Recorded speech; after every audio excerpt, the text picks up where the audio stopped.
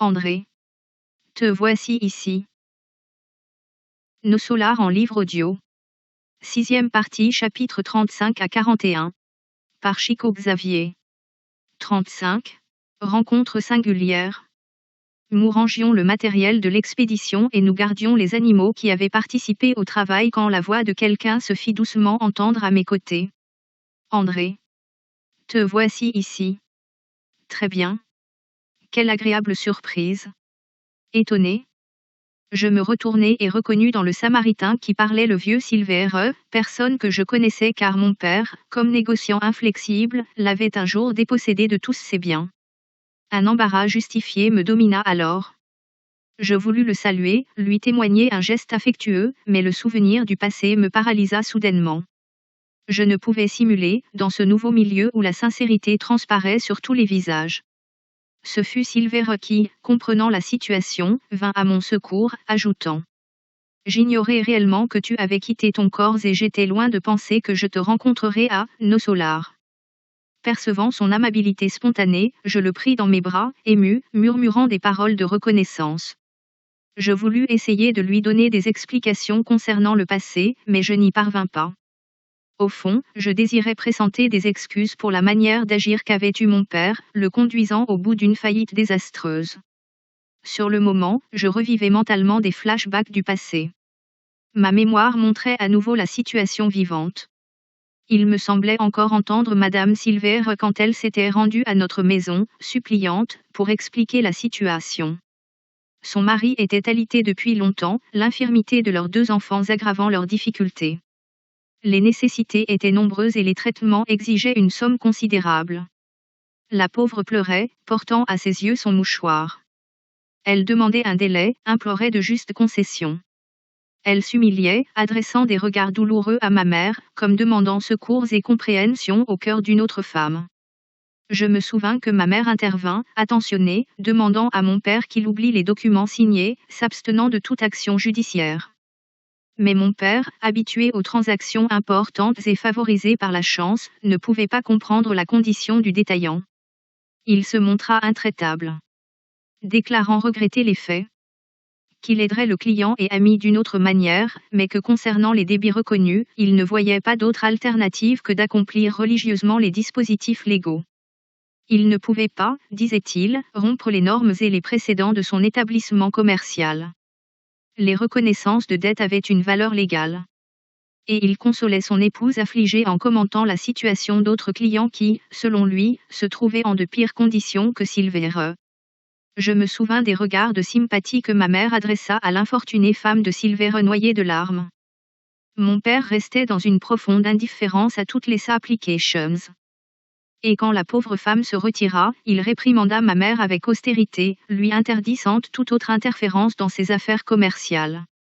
La pauvre famille dut endurer une ruine financière complète. Je me souvenais parfaitement de l'instant où le piano de Madame Silvère fut retiré de sa résidence pour satisfaire aux dernières exigences de l'implacable créancier. Je voulais m'excuser mais je ne trouvais toutefois pas les phrases justes car à cette occasion, j'avais également encouragé mon père à commettre cet acte inique, j'avais considéré ma mère comme étant excessivement sentimentaliste et je l'avais induit à poursuivre son action jusqu'à la fin. Encore très jeune, la vanité s'était emparée de moi. Je ne me souciais pas de savoir si d'autres souffraient, je ne parvenais pas à voir les nécessités d'autrui. Je voyais seulement les droits de ma maison, rien de plus. Et sur ce point, j'avais été intolérant. Tout argument maternel avait été inutile. Mis en échec dans la lutte, les Silvère avaient cherché un endroit humble à la campagne, vivant dans l'amertume et l'extrême pénurie le désastre financier. Plus jamais je n'eus de nouvelles de cette famille qui, certainement, devait nous haïr. Ces souvenirs apparaissaient dans mon cerveau de seconde en seconde. En un moment, le passé plein d'ombre s'était reconstitué. Et tandis que je dissimulais avec difficulté mon désappointement, souriant, Silvère me rappela à la réalité. Est-ce que tu as rendu visite au vieux astérisque? Astérisque NDT. Au Brésil, l'appellation vieux sert à désigner de manière affectueuse les membres de la famille ayant un certain âge. Cette question qui mettait en évidence une tendresse spontanée augmentait ma honte. Je lui expliquai que malgré mon immense désir, je n'avais pas encore eu telle satisfaction. Silver perçut ma gêne et, s'apitoyant peut-être sur mon état intérieur, il chercha à s'éloigner. Gentiment, il me serra dans ses bras et s'en retourna au travail. Très déconcerté, je me mis à la recherche de Narcisse, impatient de recevoir ses conseils. Je lui exposai la situation, détaillant les victoires terrestres. Elle m'écouta avec patience et dit avec douceur. Cela ne m'étonne pas. Je me suis retrouvée, il y a longtemps, dans des situations similaires. J'ai déjà eu la chance de rencontrer par ici un grand nombre de personnes que j'avais offensées dans le monde. Aujourd'hui, je sais que cela est une bénédiction du Seigneur, qui rénove notre opportunité de rétablir la sympathie interrompue, reconstruisant les anneaux brisés de la chaîne spirituelle. Et devenant plus ferme dans l'enseignement, elle me demanda. Avez-vous profité de cette belle occasion? Que voulez-vous dire? Demandai-je. Vous êtes-vous excusé auprès de Silver? Sachez que c'est une grande joie que de reconnaître ses propres erreurs. Étant donné que vous pouvez faire une introspection à la lumière de la compréhension, vous reconnaissant comme un ancien offenseur, ne perdez pas l'opportunité de devenir un ami. Allez-y, mon cher, et serrez-le dans vos bras d'une autre manière. Profitez du moment parce que Silver est très occupé et qu'une autre occasion ne se présentera peut-être pas de sitôt. Notant mon indécision, Narcisse ajouta. Ne craignez pas l'échec. À chaque fois que nous offrons la réflexion et le sentiment au bien, Jésus nous accorde la réussite quand cela se fait nécessaire. Prenez l'initiative. Réaliser des actions dignes, quelles qu'elles soient, représente un honneur légitime pour l'âme. Rappelez-vous l'Évangile et allez chercher le trésor de la réconciliation. Je n'hésitai pas plus. Je courus à la rencontre de Silver et je lui parlai ouvertement, lui demandant qu'il pardonne mon père et moi-même, des offenses et des erreurs commises. Vous comprenez, insistai-je, nous étions aveugles.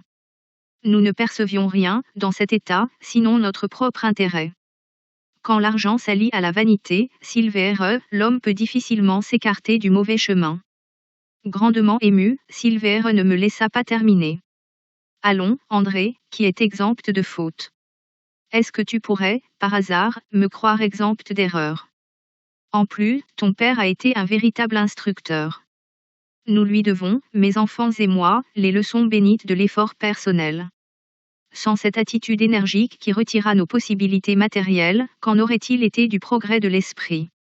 Nous avons ici rénové tous les vieux concepts de la vie humaine. Nos adversaires ne sont pas à proprement parler des ennemis mais plutôt des bienfaiteurs. Ne vous livrez pas aux tristes souvenirs. Travaillons avec le Seigneur, reconnaissant l'infini de la vie. Et fixant avec émotion mes yeux emplis de larmes, il me réconforta paternellement et conclut. Ne perds pas de temps avec cela. Je veux avoir bientôt la satisfaction de rendre visite à ton père auprès de toi. Je le pris alors dans mes bras, en silence, ressentant une joie nouvelle en mon âme. Il me sembla que dans un des obscurs recoins de mon cœur, une lumière divine venait de s'allumer pour toujours. 36. Le rêve. Les travaux se poursuivirent sans interruption, infirme exigeant des soins, perturbé réclamant de l'attention. À la tombée de la nuit, je me sentais accoutumé aux mécanismes des passes, les appliquant aux nécessiteux de toutes sortes. Vers le matin, Tobias revint aux chambres et, plus par générosité que pour tout autre motif, il m'encouragea avec des paroles stimulantes. Très bien, André. S'exclama-t-il, content. Je vais vous recommander auprès du ministre Genesio et vous recevrez vos bonus en double pour ces travaux initiaux. Je cherchais des mots de remerciement quand Laura et Lysia arrivèrent et m'embrassèrent. Nous nous sentons profondément satisfaits. Dit la généreuse amie en souriant, je vous ai accompagné en esprit durant la nuit, et vos débuts dans le travail sont motifs à une joie méritée dans notre cercle familial. Je me suis arrangé pour apporter la nouvelle au ministre Clarencio qui m'a chargé de vous féliciter de sa part. Ils échangèrent des propos affectueux avec Tobias et Narcisse puis ils me demandèrent de leur raconter de vive voix mes impressions et je ne me sentis pas de joie. Mais ce fut pourtant par la suite que vint ma sublime allégresse. Malgré l'invitation de la mère de Lysisa pour rentrer à la maison afin que je puisse me reposer, Tobias mit à ma disposition un appartement de repos aux côtés des chambres de rectification et il me conseilla de prendre un peu de repos. De fait, je ressentais un grand besoin de sommeil. Narcisse prépara mon lit avec toute l'attention d'une sûre. Retiré dans la chambre confortable et spacieuse, je priai le Seigneur de la vie, le remerciant pour la bénédiction d'avoir été utile. La bonne fatigue de ceux qui accomplissant leur devoir ne me donna pas l'occasion d'une quelconque insomnie désagréable. En quelques instants, des sensations de légèreté envahirent toute mon âme et j'eus l'impression d'être emporté par un petit bateau en direction de régions inconnues. Où est-ce que je me dirigeais? Impossible à dire. À mes côtés, un homme maintenait le gouvernail. Est-elle un enfant qui ne peut énumérer ni décrire les beautés du Tchémine? Je me laissai conduire sans aucune exclamation, bien qu'extasié devant la magnificence du paysage. Il me semblait que l'embarcation avançait rapidement malgré ses mouvements ascensionnels. Quelques minutes s'étant écoulées, je me vis en face d'un port merveilleux où quelqu'un m'appela avec une tendresse toute spéciale. André. André. Je débarquai dans une précipitation vraiment enfantine. Je pouvais reconnaître cette voix entre mille. Quelques instants plus tard, je serrai ma mère dans mes bras, débordant de joie. Elle me conduisit alors dans un prodigieux petit bois où des fleurs étaient dotées de la singulière propriété de retenir la lumière, révélant une fête permanente de parfums et de couleurs. Des tapis dorés et lumineux s'étendaient ainsi sous les grands arbres murmurant doucement dans le vent. Mes impressions de félicité et de paix étaient indescriptibles. Le rêve n'était pas à proprement parler comme ceux qui ont lieu sur la terre. Je savais parfaitement avoir laissé le véhicule inférieur dans l'appartement des chambres de rectification, à Nossolar, et j'avais l'absolue conscience de ce déplacement en un autre plan. Mes notions de l'espace et du temps étaient exactes. À son tour, la richesse d'émotions s'affirma à chaque fois plus intense. Après m'avoir adressé des encouragements spirituels sacrés, ma mère expliqua avec bonté. J'ai longuement demandé à Jésus qu'il me permît la satisfaction de t'avoir à mon côté, le premier jour de ton service utile. Comme tu peux le voir, mon fils, le travail est un tonique divin pour le cœur. Nombre de nos compagnons, après avoir laissé la terre, demeurent en des attitudes contre-productives, attendant des miracles qu'ils ne verront jamais venir. Ainsi, de brillantes capacités se réduisent à de simples expressions parasitaires. Quelques-uns se disent découragés par la solitude, d'autres, comme cela se passait sur la terre, se déclarent en désaccord avec le moyen par lequel ils ont été appelés à servir le Seigneur. Il est indispensable, André, de convertir toute opportunité de la vie en un motif d'attention à Dieu. Dans les cercles inférieurs. Mon fils. Le plat de soupe pour l'affamé, le baume pour le lépreux, le geste d'amour pour celui qui est désabusé, sont des services divins qui ne seront jamais oubliés dans la maison de notre Père. Ici aussi. Le regard de compréhension pour le coupable. La promesse évangélique pour ceux qui vivent dans le désespoir. L'espérance pour celui qui se trouve dans l'affliction, constituent des bénédictions de travail spirituel que le Seigneur observe et enregistre pour notre profit. L'apparence de ma mère était plus belle que jamais. Ses yeux de Madone semblaient irradier une luminosité sublime. Ses mains me transmettaient, dans des gestes de douceur, des fluides créateurs d'énergie nouvelle, de pair avec des émotions charitables. L'évangile de Jésus, André, continua-t-elle avec tendresse, nous rappelle qu'il y a plus de joie à donner qu'à recevoir. Nous apprenons à concrétiser un tel principe par l'effort quotidien auquel nous sommes conduits par notre propre félicité. Donne toujours, mon fils. N'oublie surtout jamais de donner de toi-même, dans la tolérance constructive, dans l'amour fraternel et la divine compréhension. La pratique du bien extérieur est un enseignement et un appel afin que nous parvenions à la pratique du bien intérieur. Jésus a donné plus de lui-même pour la croissance des hommes que tous les millionnaires de la terre assemblés dans le travail, bien que sublime, de la charité matérielle. N'aie pas de honte à venir en aide aux personnes couvertes de plaies. Et éclaire les fous qui entrent dans les chambres de rectification, où j'ai observé, spirituellement, tes travaux de la nuit passée. Travaille, mon fils, faisant le bien. Dans toutes nos colonies spirituelles, comme dans les sphères du globe, des âmes vives préoccupées, impatientes de nouveautés et de distractions. Mais à chaque fois que cela t'est possible, oublie la compréhension et recherche le service utile. Ainsi, tout comme moi, misérable que je suis, qui ai pu voir, en esprit, tes efforts à Nossolar et suivre les peines de ton Père dans les zones du seuil. Dieu nous voit et nous accompagne tout, depuis le plus lucide ambassadeur de sa bonté, jusqu'au dernier être de la création, bien en dessous des vers de la terre. Ma mère fit une pause que je désirais utiliser pour lui dire quelque chose, mais je ne le pus pas. Des larmes d'émotion embrouillaient ma voix. Elle m'adressa un regard plein de tendresse, comprenant la situation et continua. Dans la majorité des colonies spirituelles, nous connaissons la rémunération du travail avec les bonus heures. Notre base de compréhension unit deux facteurs essentiels. Le bonus représente la possibilité de recevoir quelque chose de nos frères engagés dans la lutte, ou de rémunérer quelqu'un qui se trouve dans nos réalisations. Mais le critère concernant la valeur de l'heure appartient exclusivement à Dieu. Dans la bonification extérieure, il peut y avoir de nombreuses erreurs de notre personnalité fallible. Considérant notre condition de créature en labeur d'évolution, comme il en va sur Terre, mais en ce qui concerne le contenu spirituel de l'heure, il y a des correspondances directes entre le Seigneur et les forces divines de la création. C'est pour cela, André, que nos activités expérimentales, dans le progrès commun, à partir de la sphère corporelle, souffrent de continuelles modifications tous les jours. Tableau, situation, paiement, sont des modalités d'expérimentation des administrateurs à qui le Seigneur concéda l'opportunité de coopérer dans les œuvres divines de la vie. Comme il concède à la créature le privilège d'être père ou mère, pour quelque temps, sur la terre et en d'autres mondes. Tout administrateur sincère donne une grande attention aux travaux qui lui reviennent, tout père conscient est empli d'un amour attentif. Dieu aussi, mon fils, est un administrateur vigilant et un père extrêmement dévoué.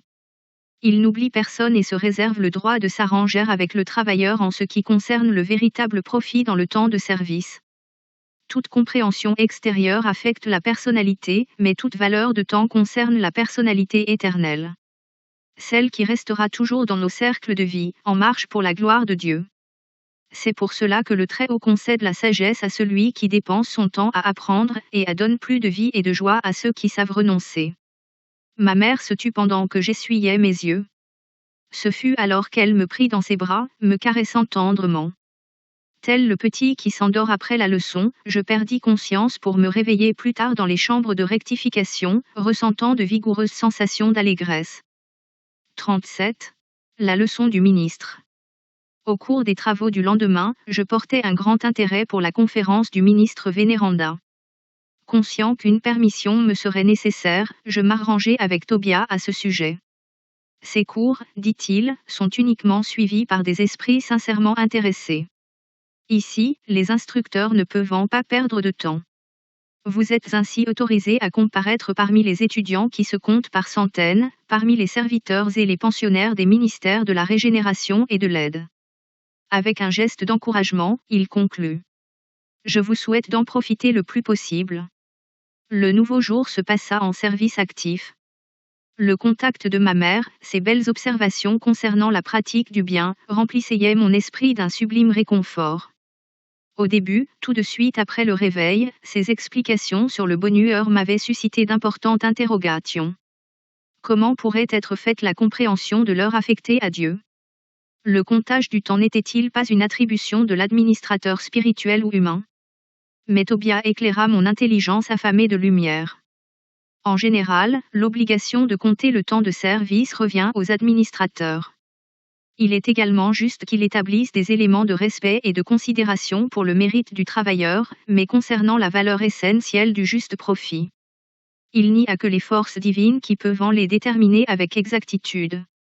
Il y a des serviteurs qui, après 40 années d'activité particulière, s'en retirent avec la même indiscipline de la première heure, prouvant qu'ils gaspillèrent leur temps sans employer le dévouement spirituel. Comme il existe des hommes qui, atteignant 100 ans d'existence, en sortent avec la même ignorance que celle de l'âge infantile. Le concept de votre mère est si précieux, dit Tobias, qu'il suffit de se souvenir des heures des hommes bons et des mauvais. Chez les premiers, elles se transforment en celliers de bénédiction de l'Éternel, chez les seconds, en punition de tourments et de remords, comme s'ils avaient été des êtres maudits. Chaque fils règle ses comptes avec le Père, en accord avec la manière dont il a employé l'opportunité ou selon ses œuvres. La contribution de ces explications m'aida à réfléchir sur la valeur du temps, dans tous les sens. Quand vint l'heure destinée aux enseignements du ministre, juste après la prière du soir, je me dirigeai en compagnie de Narcisse et de Salustio vers le grand salon en pleine nature. L'enclos naturel, où de grands bancs couverts de gazon nous accueillaient confortablement, était une véritable merveille. Une grande variété de fleurs, brillant à la lumière de beaux candélabres, exhalaient un délicat parfum. J'évaluais l'assistance à plus de 1000 personnes. Je notais dans la disposition de la grande assemblée que 20 entités s'asseyaient en un endroit particulier, comme je remarquais l'éminence fleurie où se voyait le fauteuil de l'instructrice. À la question que je venais de lui poser, Narcisse m'expliqua. Nous sommes dans une assemblée d'auditeurs. Les frères qui se trouvent à ces places mises en valeur sont les plus avancés dans la matière d'aujourd'hui, compagnons qui pourront interpeller le ministre. Ils ont acquis ce droit par la mise en application du sujet, condition que nous pouvons également atteindre à notre tour. Ne pouvez-vous pas être parmi eux? Demandai-je. Non. Pour le moment, je peux seulement m'asseoir ici les nuits où l'instructrice aborde le traitement des esprits perturbés. Mais il se trouve parmi nous des frères dont la présence est justifiée par l'élaboration diverses thèses, conformément à la culture déjà acquise. Voilà un processus bien curieux, dis-je. Le gouverneur, poursuivit l'infirmière, a pris cette mesure pour les cours et les conférences de tous les ministres. Afin que les travaux ne se dégradent pas d'une manière générale, sans raison, avec une grave perte de temps pour tout le monde. Tout doute, tout point de vue vraiment utile, pourra être expliqué ou mis à profit, mais tout cela, le moment opportun. À peine avait-elle terminé de parler que le ministre Vénéranda pénétra dans le salon en compagnie de 2 dames à l'allure distinguée. Narcisse m'informa qu'il s'agissait de ministres de la communication. Par sa simple présence, Vénéranda répandit une énorme joie sur tous les visages. Elle n'affichait pas la physionomie d'une vieille femme, ce qui contrastait avec son nom, mais celle d'une noble femme d'âge mûr, pleine de simplicité, sans affectation. Après une courte discussion avec les 20 compagnons, durant laquelle elle sembla les informer des nécessités dominantes de l'Assemblée en général concernant le thème de la nuit, elle commença en disant: Comme toujours, je ne peux profiter de notre réunion pour me livrer à de longs discours, mais je suis ici pour converser avec vous, relatant quelques observations sur la pensée. Il se trouve ici, parmi nous, quelques centaines d'auditeurs surpris par notre sphère pleine d'analogies avec celle de la planète. N'avez-vous pas appris que la pensée est un langage universel? N'avez-vous pas été informé que la création mentale est presque tout dans notre vie? Nombreux sont les frères qui formulèrent de telles questions. Toutefois, ils trouvent ici l'habitation, l'ustensile et le langage terrestre. Mais malgré tout, cette réalité ne doit causer de surprise pour personne. Nous ne pouvons oublier que nous avons jusqu'à présent, en nous référant à l'existence humaine, vécu en de vieux cercles d'antagonisme vibratoire. La pensée est la base des relations spirituelles des êtres entre eux, mais n'oublions pas que nous sommes des millions d'âmes dans l'univers, certaines encore insoumises aux lois universelles. Pour l'heure, nous ne sommes pas encore comparables aux frères les plus âgés et les plus sages, proches du divin, mais aux millions d'entités qui vivent dans les caprices des mondes inférieurs, de notre moi. Les grands instructeurs de l'humanité corporelle enseignent des principes divins, exposent des vérités éternelles et profondes, dans les cercles du globe. Mais en général, dans les activités terrestres, nous recevons des informations sur ces lois sans nous y soumettre et nous prenons connaissance de ces vérités sans leur consacrer nos vies. Serait-il croyable que, seulement pour admettre le pouvoir de la pensée, l'homme soit libéré de toute la condition inférieure? Impossible. Une existence séculaire, dans la chair terrestre, représente une période excessivement courte pour que nous puissions aspirer à une position de coopérateur essentiellement divin. Nous nous informons à propos de la force mentale dans l'apprentissage mondain. Mais nous oublions que nous avons employé toute notre énergie, pendant des millénaires successifs, dans des créations mentales destructrices ou à l'origine de préjudices contre nous-mêmes. Nous sommes admis au cours de spiritualisation dans les différentes écoles religieuses du monde, mais c'est fréquemment que nous agissons exclusivement sur le terrain des affirmations verbales. Cela dit, personne ne répondra seulement au travail par des paroles. La Bible enseigne que le Seigneur de la vie en personne ne s'est pas limité au verbe et a continué le travail créatif dans l'action. Nous savons tout que la pensée est une force essentielle, mais nous n'admettons pas notre perversion millénaire de cette force. Il va de soi qu'un homme est obligé de nourrir ses enfants, de la même manière, chaque esprit est obligé de maintenir et nourrir les créations qui lui sont particulières. Une idée criminelle produira des réalisations mentales de la même nature, un principe élevé obéira à la même loi. Recourons à un symbole plus simple. Après s'être élevé dans les hauteurs, l'eau retombe purifiée, véhiculant de vigoureux fluides vitaux dans la rosée protectrice ou dans la pluie bénéfique, nous la conservons avec les détritus de la terre et nous la transformons en habitation pour les microbes destructeurs. La pensée est de partout une force vive, elle est atmosphère créatrice enveloppant le Père et ses enfants, la cause et les effets, dans la demeure universelle. En elle, les hommes se transforment en anges sur le chemin qui conduit vers le ciel, ou en génie diabolique sur le chemin conduisant à l'enfer.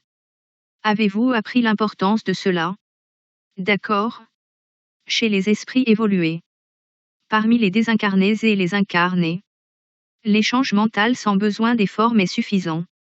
Et il est juste de mettre en relief le fait que la pensée en soi est la base de tous les messages silencieux de l'idée, dans les plans merveilleux de l'intuition parmi les êtres de toute espèce. Selon ce principe, l'esprit qui a vécu exclusivement en France pourra se manifester au Brésil. De pensée à pensée, se dispensant de forme verbale spéciale qui, dans ce cas, sera toujours celle du récepteur, mais cela exige aussi une affinité pure. Nous ne sommes pas dans des sphères d'une absolue pureté mentale, où tous les êtres ont des affinités entre eux. Nous nous rapprochons les uns des autres, en groupes isolés, et nous sommes obligés d'avancer dans les constructions transitoires de la Terre afin de revenir dans les cercles planétaires avec un plus grand bagage évolutif. Mais nos solars, en tant que cité spirituelle de transition, est une bénédiction qui nous est concédée par un surcroît de miséricorde, afin que quelques-uns, peu nombreux, puissent se préparer à l'ascension, et pour que la majorité puisse retourner vers la terre dans des travaux rédempteurs. Comprenons la grandeur des lois de la pensée et soumettons-nous-y, dès aujourd'hui. Après une longue pause, qui souhaite profiter de l'occasion? Tout de suite après, une douce musique remplit le salon de caressantes mélodies. Vénéranda parla encore un long moment, révélant amour et compréhension, délicatesse et sagesse. Sans aucune solennité dans ses gestes indiquant la fin de la conversation, la conférence s'acheva sur une question amusante. Quand je vis les compagnons se lever pour se retirer, au son de la musique habituelle, je demandai à Narcissa, surpris. Que se passe-t-il? La réunion est-elle terminée? L'infirmière bienveillante m'expliqua en souriant. Le ministre Vénéranda est toujours ainsi. Elle termine la conversation au milieu de notre plus grand intérêt. Elle a l'habitude de dire que les enseignements évangéliques commencèrent avec Jésus, mais que personne ne peut savoir quand ni comment ils se termineront. 38. Le cas de Tobia. Le 3e jour de travail, Tobia me fit plaisir grâce à une agréable surprise.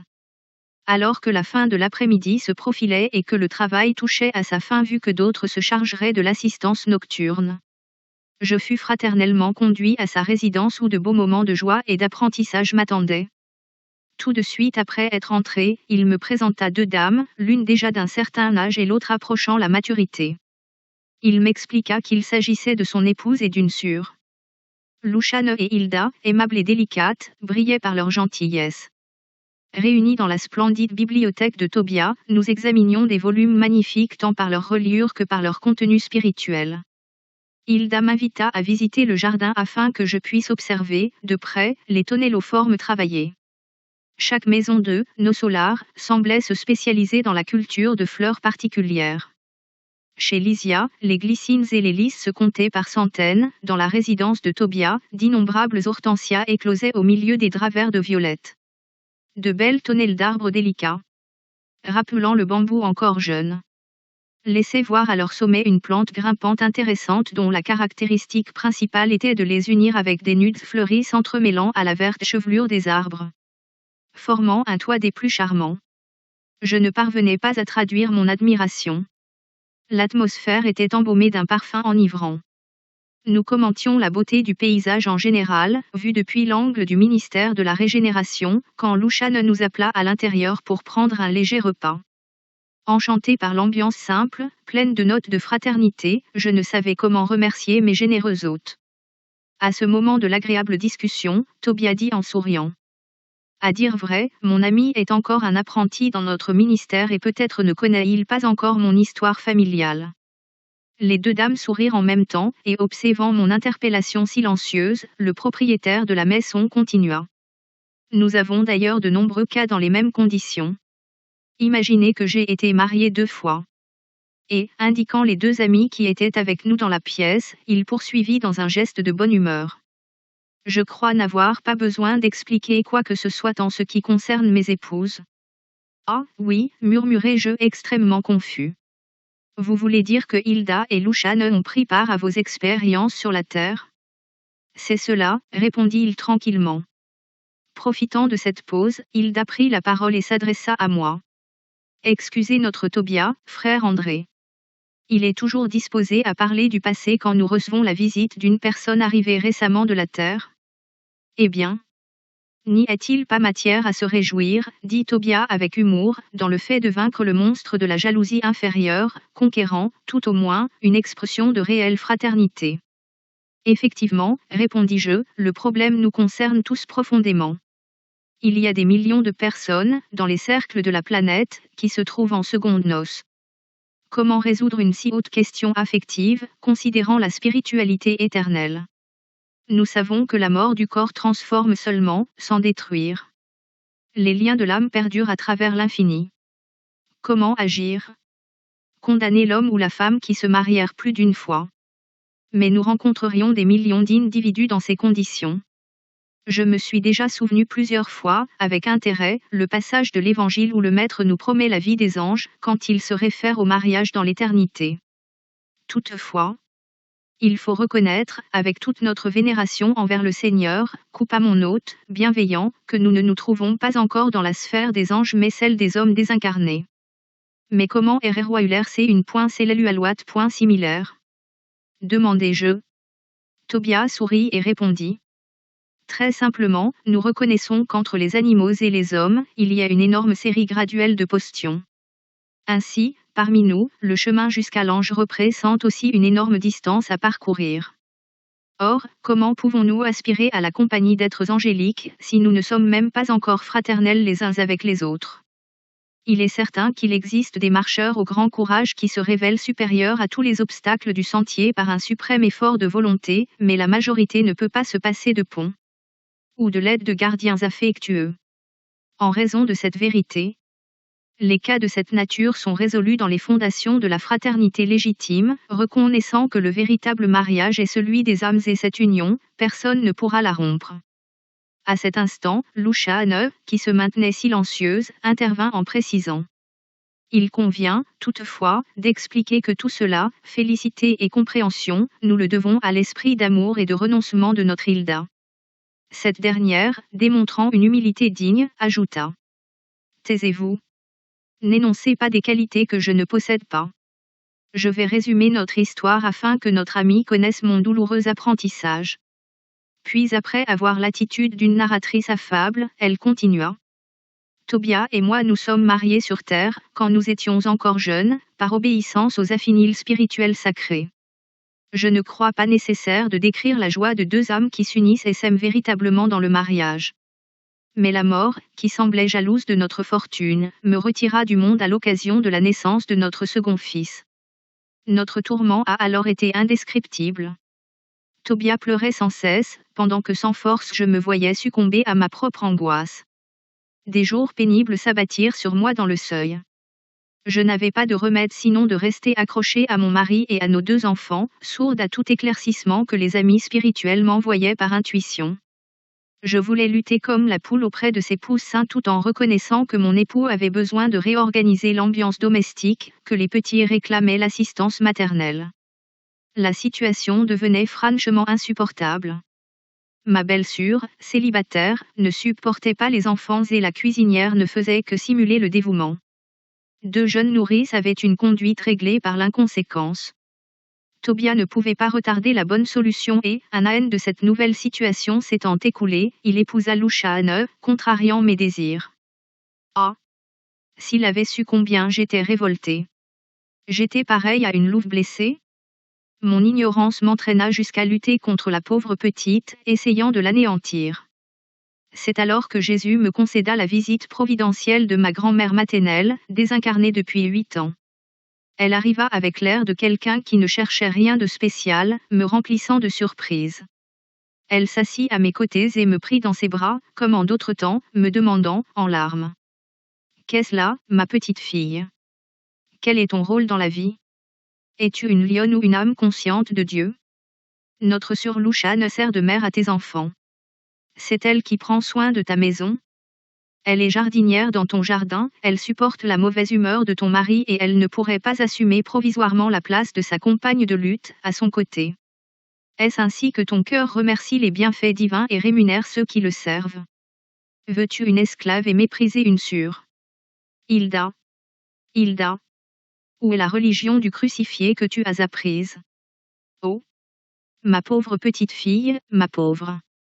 Je me suis alors jetée, depuis cette époque, j'eus en Louchane une nouvelle fille. Je travaillais, dès lors, intensément, me consacrant à l'étude sérieuse, à mon amélioration morale, cherchant à aider les autres, sans distinction, dans notre ancien foyer terrestre. Tobia constitua une nouvelle famille qui finit par m'appartenir aussi, par les liens spirituels sacrés. Plus tard, il revint, se joignant à moi, accompagné de Louchane qui vint également avec nous pour notre plus grande joie. Voilà notre histoire, mon ami. Louchane prit la parole et fit observer. Elle n'a toutefois pas dit combien elle s'est sacrifiée, m'enseignant par ses exemples. Que dis-tu, ma fille? Demanda Hilda, lui caressant la main. Louchane sourit et ajouta. Mais grâce à elle et à Jésus, j'ai appris qu'il y a mariage d'amour, de fraternité, d'épreuve, de devoir et, le jour où Hilda m'embrassa, me pardonnant, je sentis que mon cœur se libérait de ce monstre qu'est la jalousie inférieure. Le mariage spirituel se réalise d'âme à âme.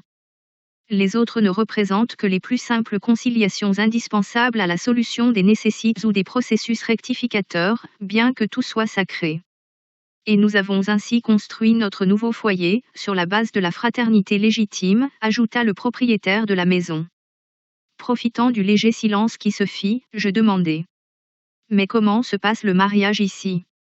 Par la combinaison vibratoire, expliqua Tobia, attentionné, ou alors, pour être explicite, par l'affinité maximale et complète.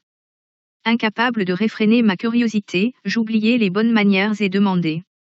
Mais quelle est la situation de notre sœur Louchane dans ce cas?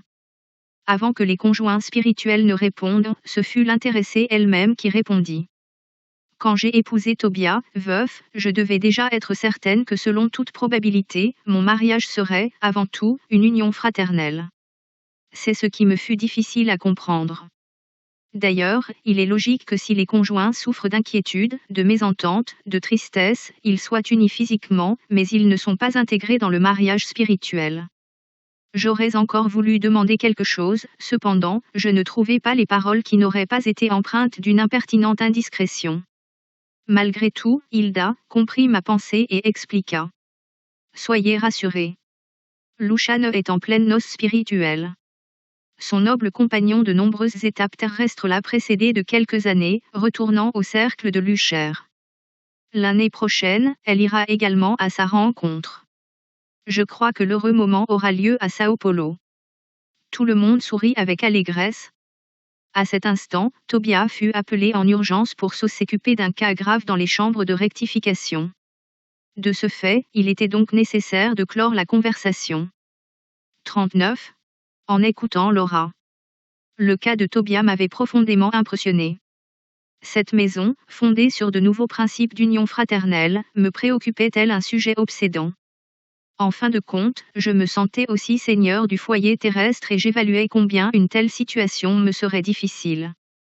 Aurais-je le courage de réagir comme Tobia, imitant sa conduite? Je reconnaissais que non. À ce qu'il me semblait, je ne serais pas capable de déplaire autant à ma pauvre Zélia et je n'accepterais jamais un tel fait de la part de mon épouse. Ces propos que j'avais entendus chez Tobia me torturaient le cerveau. Je ne parvenais pas à trouver d'explication juste qui puisse me satisfaire. Je me sentais si préoccupée que je décidai. Le lendemain, profitant d'un moment de temps libre, de rendre visite à Lysia, impatient de recevoir les explications de Laura, à qui je vouais une confiance filiale. Reçu avec d'énormes démonstrations de joie, j'attendis le moment propice où je pouvais écouter la mère de Lysia avec calme et sérénité. Après que les jeunes se furent absentés, s'en allant vers leurs divertissements habituels, j'exposai à l'amie généreuse le problème qui me chagrinait, non sans une gêne bien naturelle.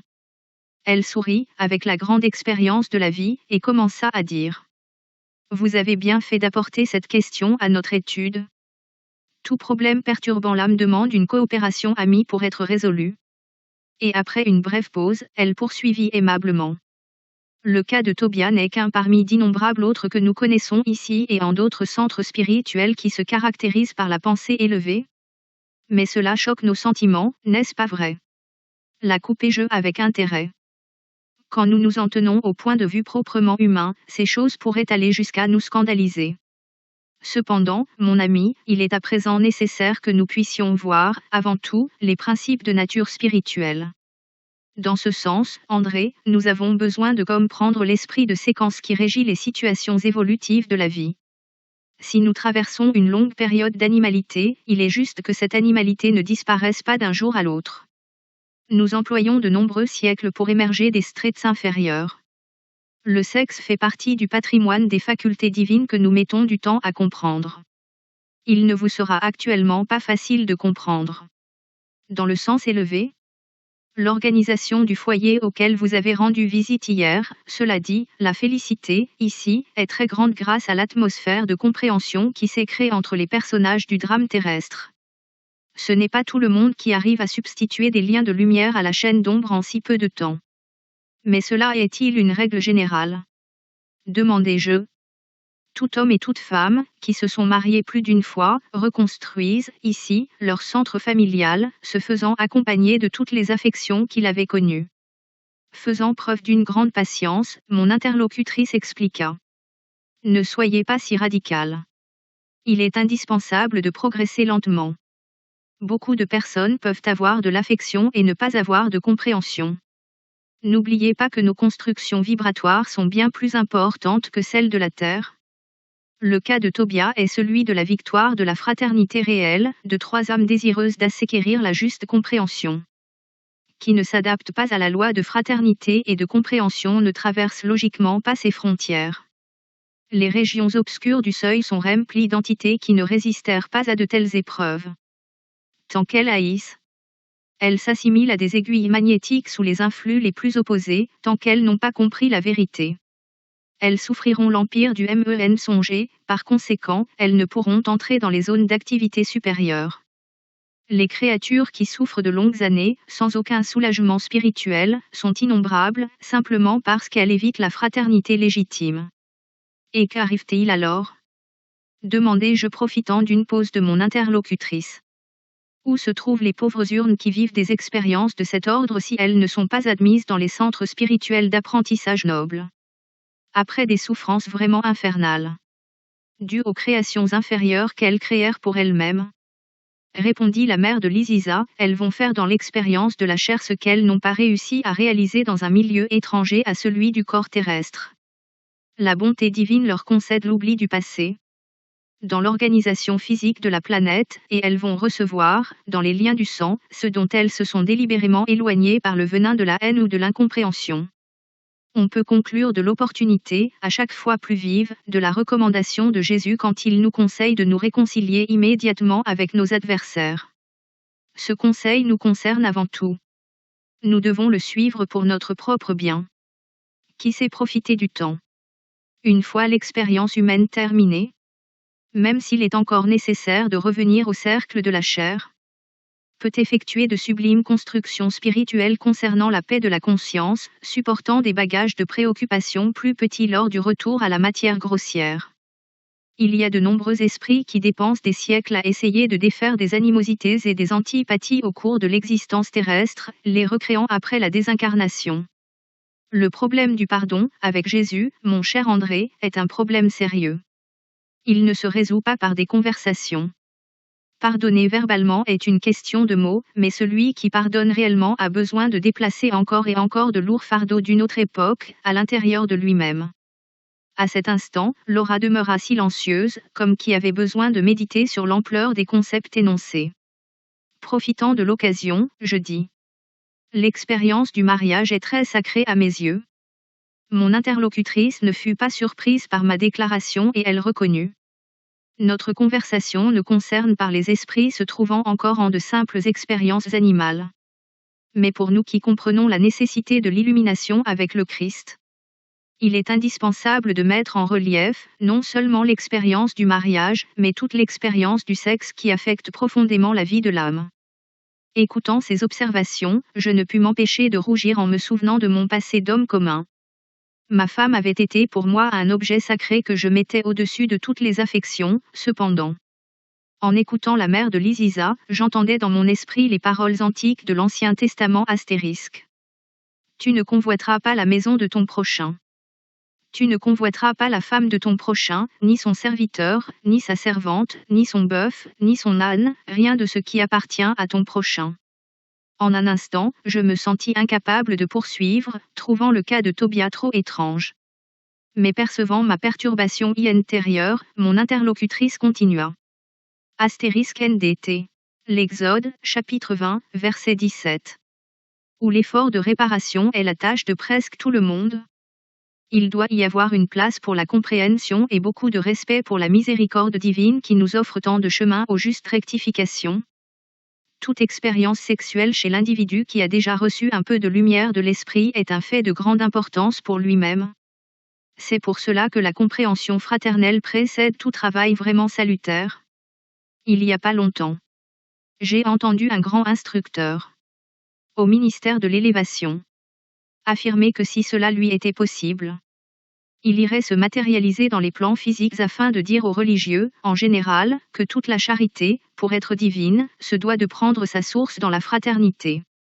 À ce moment, la propriétaire des lieux m'invita à rendre visite à Eloisa, toujours recluse à l'intérieur de la maison, laissant comprendre qu'elle ne souhaitait pas entrer plus en détail dans ce sujet, et après avoir constaté les améliorations de la jeune fille récemment revenue de la planète, je m'en retournai aux chambres de rectification, plongé en de profondes réflexions.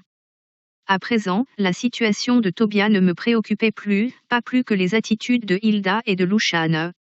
Mais ce qui m'impressionnait, c'était l'imposante question de la fraternité humaine. 40. Qui a semé récoltera.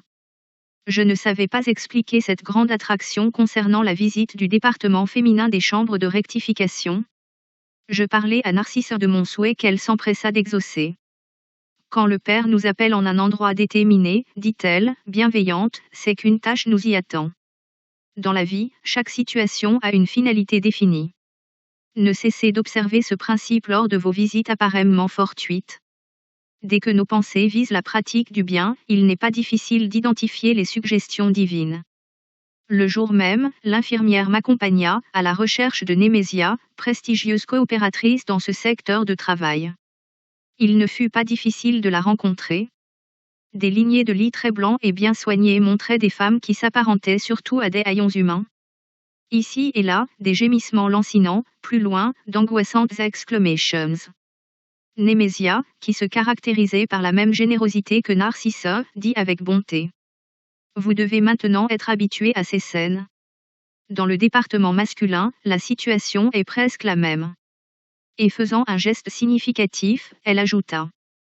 Narcisse, ayez l'obligeance d'accompagner notre frère et de lui montrer les services que vous jugerez intéressants pour son apprentissage. Soyez à votre aise.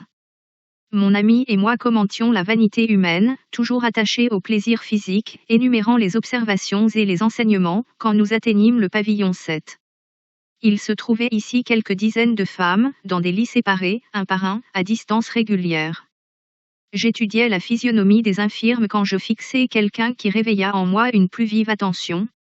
Qui serait cette femme amère, à l'apparence particulière? Une vieillesse prématurée rendait son visage bien typique, un rictus planait sur ses lèvres, mélange d'ironie et de résignation. Ses yeux, ternes et tristes, étaient défectueux. Ma mémoire préoccupée et mon cœur opprimé, je la situai rapidement dans le passé. C'était Elisa. La même Elisa que j'avais connue quand j'étais jeune. La souffrance l'avait rendue différente, mais je ne pouvais avoir aucun doute.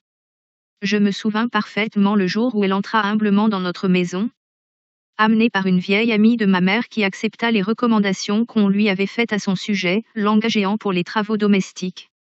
Au début, les choses allaient normalement, rien d'extraordinaire. Ensuite, l'intimité excessive de celui qui abuse de la faculté de commander et de la condition de servir quelqu'un. Elisa m'avait semblé relativement légère, et quand nous étions seuls, elle commentait sans scrupule certaines aventures de sa jeunesse, aggravant ainsi l'irréflexion de nos pensées. Je me souvins du jour où ma mère me donna de justes conseils. Cette intimité, disait-elle, n'était pas la bienvenue. Il était normal que nous fassions preuve envers la servante d'une générosité affectueuse, mais il convenait de baser nos relations sur de sains critères. Cependant, j'entraînais, par étourderie, notre camaraderie très loin. En proie à une énorme angoisse morale, Elisa abandonna notre maison sans avoir le courage de me lancer la moindre accusation au visage. Et le temps passa, réduisant le fait dans ma pensée à un épisode fortuit de l'existence humaine. Cependant, l'épisode, comme quelque chose émanant de la vie, était aussi bien vivant dans ma mémoire. En face de moi se tenait Elisa, à présent vaincue et humiliée. Par quelle misère était passée cette créature attirée sitôt par le chapitre des souffrances? D'où venait-elle? Ah! Dans le cas présent, je ne me trouvais pas en face de Silvère auprès de qui je pouvais partager le débit avec mon père. Maintenant, la dette était entièrement mienne. Je me mis à trembler, pris de honte à cause de l'exhumation de ses souvenirs. Mais, tel un enfant pressé de recevoir le pardon pour les fautes commises, je m'adressai à Narcisse, lui demandant une orientation. Je m'étonnais moi-même de la confiance que m'inspiraient ces saintes femmes. Je n'aurais peut-être jamais eu le courage de demander au ministre Clarencio les explications que j'avais demandées à la mère de Lysia et ma conduite aurait certainement été autre. À cet instant, si j'avais eu Tobia à mes côtés. Considérant que la femme chrétienne et généreuse est toujours une mère, je me tournai vers l'infirmière plus confiant que jamais. Par le regard qu'elle m'adressa, Narcisse paraissait tout comprendre. Je commençai à parler, retenant mes larmes, mais à un certain moment de ma douloureuse confession, mon ami répondit humblement. Il n'est pas nécessaire de continuer. Je devine l'épilogue de l'histoire. Ne vous livrez pas à des pensées destructrices.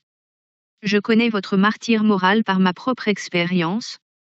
Cependant, si le Seigneur a permis que vous puissiez rencontrer à nouveau cette sœur, c'est qu'il vous considère déjà en mesure de racheter la dette. Voyant mon indécision, elle poursuivit. N'ayez pas peur. Approchez-vous d'elle et réconfortez-la. Mon frère, nous trouvons tous sur nos chemins les fruits du bien ou du mal que nous semons. Cette affirmation n'est pas une phrase doctrinaire, c'est la réalité universelle. J'ai cueilli de grands bienfaits dans des situations égales à celle-ci. Bien heureuses les personnes redevables se trouvant en condition de payer. Et percevant ma ferme résolution de m'employer au règlement de mes dettes, elle ajouta. Allons-y, mais ne vous faites cependant pas reconnaître. Faites-le après lui avoir été utile avec succès. Cela ne sera pas difficile car elle demeure, temporairement, dans une cécité presque complète. Par les forces qui l'entourent, je note chez elle les tristes caractéristiques des mères ayant failli et des femmes de personnes. Nous nous approchâmes. Je pris l'initiative de la parole réconfortante. Elisa s'identifia, donnant son nom, et elle nous fit part, de bonne grâce, d'autres informations. Il y avait 3 mois qu'elle avait été recueillie dans les chambres de rectification. Voulant me punir moi-même devant Narcisse, afin que la leçon pénétrât en mon âme de manière indélébile, je demandai. Et votre histoire, Elisa? Vous devez avoir beaucoup souffert. Sentant l'inflexion affectueuse de la question, elle sourit, très résignée, et se confia. Pourquoi rappeler de tristes choses? Les expériences douloureuses enseignent toujours, objectai-je. La malheureuse, qui présentait une profonde modification morale, médita pendant quelques instants, à la manière d'une personne rassemblant ses idées, et dit. Mon expérience a été celle de toutes les femmes folles qui échangent le pain béni du travail par le fiel vénéneux de l'illusion. Au temps de ma jeunesse lointaine, comme fille d'un foyer très pauvre, je pus profiter d'un emploi dans la maison d'un riche commerçant où la vie m'imposa une immense transformation. Ce négociant avait un fils aussi jeune que moi et, après l'intimité qui s'était établie entre nous, quand toute réaction de ma part aurait été inutile, j'oubliais criminellement que Dieu réserve le travail à tous ceux qui aiment la vie saine. Pour plus fautif qu'il avait pu être, et je m'abandonnai à de douloureuses expériences qu'il n'est pas nécessaire de commenter. Je connus de près le plaisir, le luxe, le confort matériel, et ensuite, l'horreur de moi-même, la syphilis, l'hôpital, l'abandon de tous, les terribles désillusions qui culminèrent dans l'aveuglement et dans la mort du corps. J'ai erré très longtemps, en proie à un profond désespoir. Mais un jour, j'avais tellement demandé la protection de la Vierge de Nazareth, que les messagers du bien me recueillirent par amour de son nom, m'amenant dans cette maison de consolation bénite. Ému jusqu'aux larmes, je demandai. Elle lui. Comment se nomme l'homme qui vous a rendue si malheureuse? Je l'entendis alors prononcer mon nom et celui de mes parents. Et vous les haïssez? Demandai-je accablé. Elle sourit tristement et répondit. Dans la période antérieure de ma souffrance, je maudissais son souvenir, nourrissant une haine mortelle à son égard, mais la surnémésia me fit changer. Pour le haïr, je dois me haïr moi-même. Dans mon cas, la faute doit être répartie. Je ne dois donc récriminer personne. Cette humilité me toucha. Je pris sa main sur laquelle, sans que je ne puisse l'éviter, roula une larme de repentir et de remords. Écoutez, mon ami, dis-je avec une forte émotion, je m'appelle aussi André et j'ai besoin de vous aider. Comptez sur moi dorénavant. Et votre voix ressemble à la sienne, dit Elisa ingénument. Eh bien, poursuivis-je, ému, je n'ai pas encore à proprement parler de Familla, nos solars. Mais vous serez ici ma sûre de cœur. Comptez sur mon dévouement d'ami. Un grand sourire ressemblant à une grande lumière apparut sur le visage de la souffrante. Comme je vous suis reconnaissante, dit-elle essuyant ses larmes. Il y a tant d'années que personne ne m'avait parlé ainsi, sur ce ton familier, me donnant la consolation de l'amitié sincère. Que Jésus vous bénisse. À cet instant, quand mes larmes se firent plus abondantes, Narcisse me prit les mains maternellement, et répéta. Que Jésus vous bénisse. 41. Convoque S à la lutte. Durant les premiers jours de septembre 1939, nos solars souffrit également du choc que ressentirent plusieurs colonies spirituelles, liées à la civilisation américaine. Il s'agissait de la guerre européenne, aussi destructrice dans les cercles de la chair que perturbatrice sur le plan de l'esprit. De nombreuses entités commentaient les perspectives d'engagement belliqueux, sans dissimuler l'immense terreur qui les envahissait. On savait, depuis longtemps, que les grandes fraternités de l'Orient supportaient les vibrations antagonistes de la nation japonaise, traversant d'importantes difficultés. Mais on pouvait maintenant noter des faits curieux de haute portée éducative. Ainsi, comme les nobles cercles spirituels de la vieille Asie luttaient en silence, nos solars se préparaient pour le même genre de travail. Au-delà des précieuses recommandations. Dans le domaine de la fraternité et de la sympathie, le gouverneur décida que nous devions faire attention à la sphère de la pensée, nous préservant de toute inclination indigne d'ordre sentimental. Je pus me rendre compte que dans ces circonstances, les esprits supérieurs ne considèrent pas les nations agresseurs comme des ennemis, mais comme des perturbateurs dont il est indispensable de réprimer l'activité criminelle. Malheur au peuple qui se saoule avec le vin du mal, dit Salustio. Même s'ils obtiennent des victoires temporaires, elles serviront seulement à aggraver leur ruine, accentuant leur déroute fatale. Quand un pays prend l'initiative de la guerre, il prend la tête du désordre dans la maison du père et payera un prix terrible. Je pus alors me rendre compte que les zones supérieures de la vie se tournent vers la défense appropriée contre les entreprises de l'ignorance et de l'ombre. Rassemblées pour l'anarchie et, conséquemment, pour la destruction. Mes collègues de travail m'expliquèrent que dans les événements de cette nature, les pays agresseurs se transformant naturellement en puissants groupes de centralisation des forces du mal. Sans se prémunir des immenses dangers, ces peuples, à l'exception des esprits nobles et sages qui intègrent leur cadre de service, s'enivrent au contact des éléments de perversion qu'ils invoquent depuis les sombres niveaux. Des collectivités de travailleurs se transforment en automates du crime. Des légions infernales se précipitent sur les grands ateliers du progrès commun, les transformant en champs de perversité et d'horreur. Mais, pendant que les groupes obscurs prennent possession de la pensée des agresseurs, les groupements spirituels de la vie noble s'emploient à venir en aide aux agressés. Si nous devons plaindre l'être en opposition à la loi du bien, nous devons, à plus forte raison, plaindre le peuple qui oublia la justice. Peu après les premiers jours qui furent marqués par les premières bombes larguées en terre polonaise, je me trouvais, en fin d'après-midi, dans les chambres de rectification en compagnie de Tobia et de Narcisse, quand un inoubliable clairon se fit entendre pendant plus d'un quart d'heure. Nous fûmes tous envahis par une profonde émotion. C'est la convocation au service de secours pour la terre, m'expliqua Narcisse avec bonté. Nous avons le signal que la guerre continuera, avec de terribles tourments pour l'esprit humain, s'exclama Tobias, inquiet. Malgré la distance, toute la vie psychique américaine a eu son origine en Europe. Nous aurons un grand travail pour protéger le Nouveau Monde. Le clairon se faisait entendre avec d'étranges et impéossantes modulations. Je notai qu'un profond silence était tombé sur tout le ministère de la Régénération. Attentif à mon attitude d'attente angoissée, Tobias me dit. Quand sonne le clairon d'alerte, au nom du Seigneur, nous devons faire cesser les bruits afin que l'appel se grave dans nos cœurs. Quand le mystérieux instrument eut lancé sa dernière note, nous nous rendîmes au grand parc afin d'obser vers le ciel.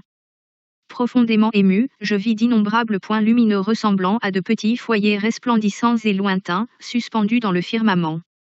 Ce clairon, dit Tobias également ému, est utilisé par des esprits surveillants de haute position hiérarchique. Revenant à l'intérieur des chambres, mon attention fut attirée par une énorme rumeur provenant des zones les plus élevées de la colonie où se trouvaient les voies publiques. Tobias confia certaines activités d'importance à Narcisse auprès des infirmes et m'invita à sortir afin d'observer le mouvement populaire. Arrivé à l'étage supérieur, d'où nous pourrions prendre le chemin de la place du gouvernement, nous notâmes un intense mouvement dans tous les secteurs. Voyant mon étonnement naturel, mon compagnon m'expliqua. Ces groupes énormes se dirigent vers le ministère de la Communication, à la recherche de nouvelles. Le clairon qui vient de finir de sonner ne se fait entendre qu'en des circonstances très graves. Nous savons tout qu'il est question de guerre, mais il est possible que la communication nous offre un quelconque détail essentiel. Observez les passants. Venaient à côté de nous 2 messieurs et 4 dames engagés dans une conversation animée. Imaginez ce qu'il adviendra de nous, à l'aide, disait l'une d'entre elles. Depuis de nombreux mois, le mouvement des demandes est extraordinaire. Nous éprouvons une juste difficulté pour répondre à tous les devoirs. Et nous, à la régénération? Objecta l'homme le plus âgé. Les travaux continuent en étant considérablement augmentés. Dans mon secteur, la vigilance contre les vibrations du seuil réclame des efforts incessants. Je me demande ce qui va nous tomber dessus. Tobias retint légèrement mon bras et s'exclama. Avançons un peu. Écoutons ce que disent d'autres groupes. Nous approchant de 2 hommes, j'entendis l'un d'entre eux demander. Serait-il possible que la calamité nous atteigne tous? L'interpellé, qui semblait être en possession d'un grand équilibre spirituel, répliqua avec sérénité. De toute manière, je ne vois pas de raison pour les précipitations. L'unique nouveauté est le surplus de travail qui, au fond, constituera une bénédiction. Quant au reste, tout est à mon avis naturel. La maladie est maîtresse de la santé, le désastre est le maître de la pondération. La Chine est sous le feu depuis longtemps, et vous n'avez pas encore manifesté une quelconque démonstration d'étonnement. Mais à présent, objecta le compagnon, désappointé, il semble que je serai obligé de modifier mon programme de travail. L'autre sourit et répondit. Helvétio, oublions-le, mon programme, pour penser à nos programmes. Répondant à un nouveau geste de Tobias qui demandait mon attention. J'observai 3 femmes qui allaient dans la même direction que nous, sur notre gauche, remarquant que le pittoresque ne manquait pas non plus ici, dans ce crépuscule d'inquiétude. La question m'impressionne excessivement, disait la plus jeune, car Everardo ne doit pas revenir du monde maintenant. Mais la guerre, dit une de ses compagnes, à ce qu'il semble, n'atteindra pas la péninsule. Le Portugal est très loin du théâtre des événements. Cependant, demanda la 3e personne, pourquoi pareille préoccupation? Si Everardo venait, que se passerait-il? Je crains qu'il ne me recherche comme son épouse, expliqua la plus jeune. Je ne pourrai pas le supporter. Il est très ignorant et je ne me soumettrai en aucune manière à de nouvelles cruautés. Quel idiote tu es! Commenta son ami. Tu oublies qu'Everardo sera bloqué dans le seuil ou dans un endroit pire. Souriant, Tobias m'expliqua. Elle redoute la libération d'un mari imprudent et pervers. De longues minutes s'étant écoulées, pendant lesquelles nous avions observé la multitude spirituelle, nous atteignîmes le ministère de la Communication, nous tenant devant les énormes édifices destinés au travail informatif. Des milliers d'entités se bousculaient, affligées. Toutes voulaient des informations et des explications, mais il était pourtant impossible de trouver un accord général. Extrêmement surpris par le brouhaha énorme, je vis quelqu'un monter jusqu'à un balcon situé à grande hauteur, réclamant le silence et l'attention des personnes présentes.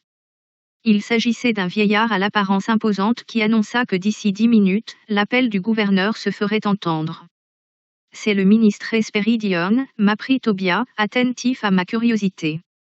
Le bruit ayant diminué, la voix du gouverneur lui-même se fit entendre après quelques instants, à travers les nombreux haut-parleurs. Frères de nos solars, ne vous livrez pas à la perturbation de la pensée et de la parole. L'affliction ne construit pas, l'anxiété n'édifie pas. Sachons être dignes du clairon du Seigneur, répondant à sa volonté divine dans le travail silencieux, à nos postes respectifs. Cette voix claire et énergique de qui parle avec autorité et amour, produisit un singulier effet sur la multitude. Dans le court espace d'1 heure, toute la colonie retrouvait sa sérénité habituelle.